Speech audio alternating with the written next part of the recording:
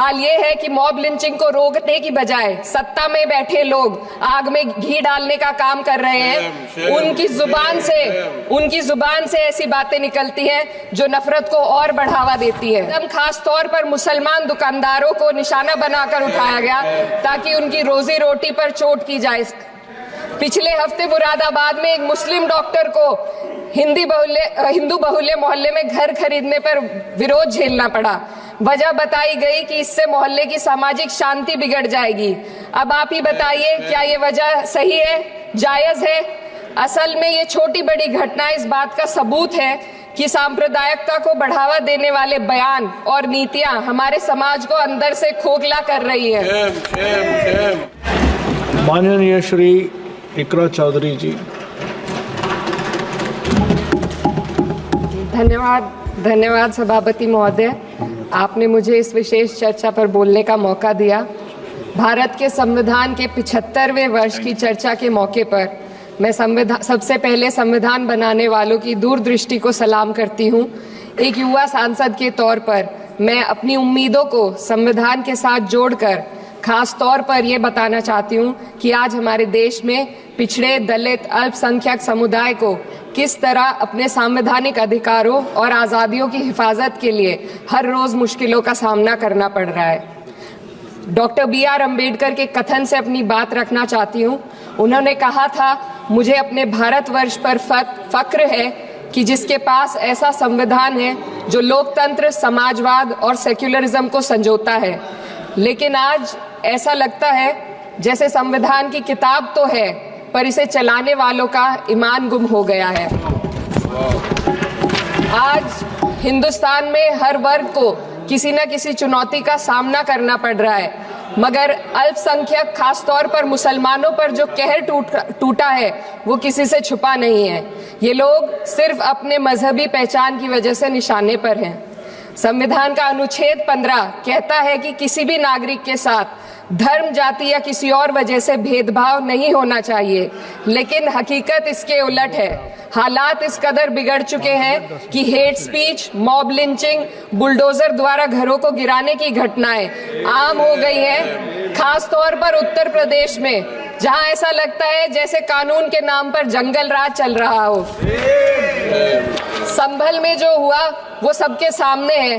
Police के संरक्षण में निर्दोष लोगों की हत्या की गई और सरकार ने चुप्पी साध ली। अल्पसंख्यकों पर हिंसा बढ़ती जा रही है, मगर सत्ता में बैठे लोग या तो आंखें मूंदे हुए हैं या फिर इन घटनाओं को बढ़ावा दे रहे हैं। हद तो तब हो जाती है जब न्यायपालिका की बात भी अनसुनी कर दी जाती है।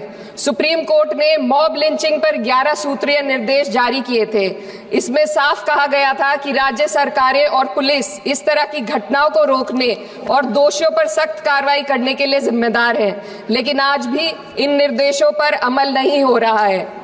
हाल ये है कि मॉब लिंचिंग को रोकने की बजाय सत्ता में बैठे लोग आग में घी डालने का काम कर रहे हैं। उनकी जुबान से ऐसी बातें निकलती हैं जो नफरत को और बढ़ावा देती है।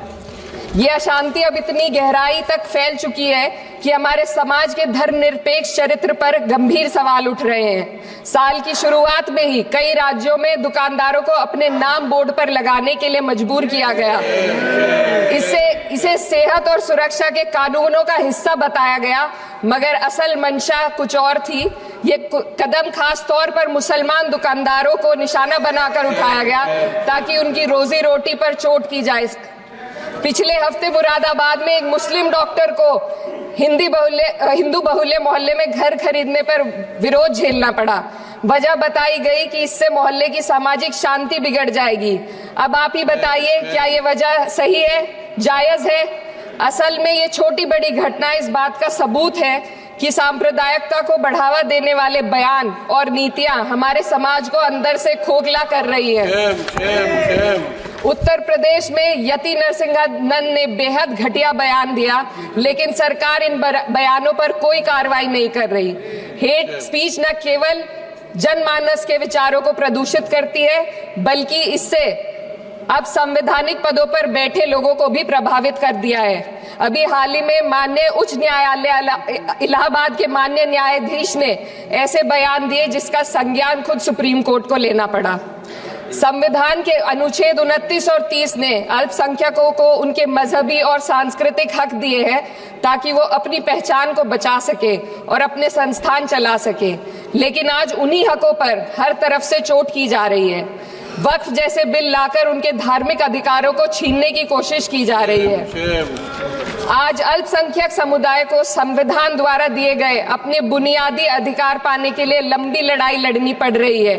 ऐसे कई मामले अदालत ने न्याय देकर संविधान की रक्षा की है, लेकिन अदालती प्रक्रिया में जो समय लगता है उसकी वजह से देश के सामाजिक ताने बाने को भारी नुकसान उठाना पड़ता है।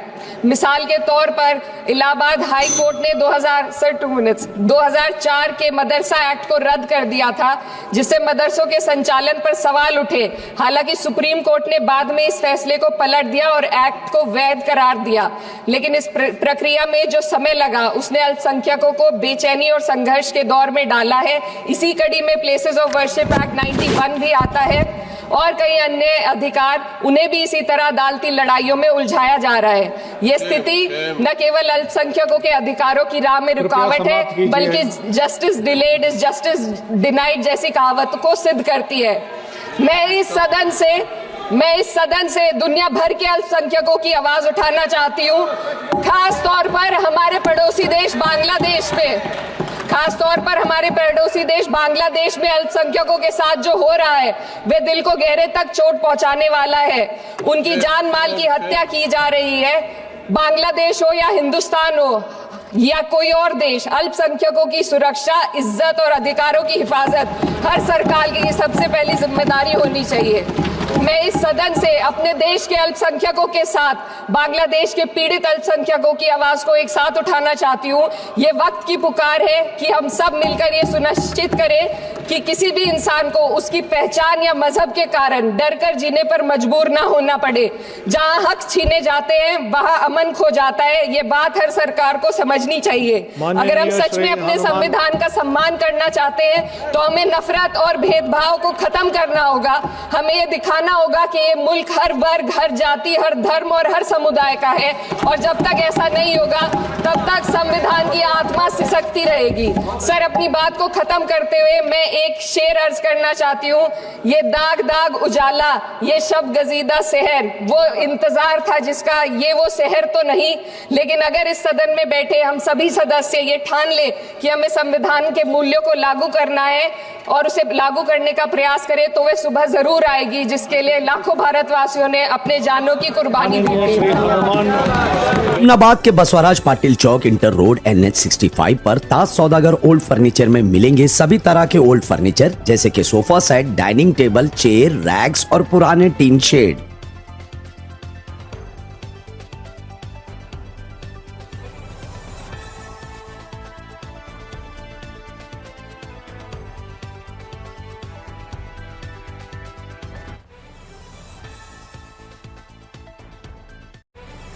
हुमनाबाद के बस स्टैंड के बिल्कुल बाजू साइड में SS पारा शॉपिंग मॉल में स्पेशल मैरिज सीजन, क्रिसमस और न्यू ईयर के लिए लेटेस्ट कलेक्शन लाए हैं, जो मिलेंगे रीजनेबल प्राइस में।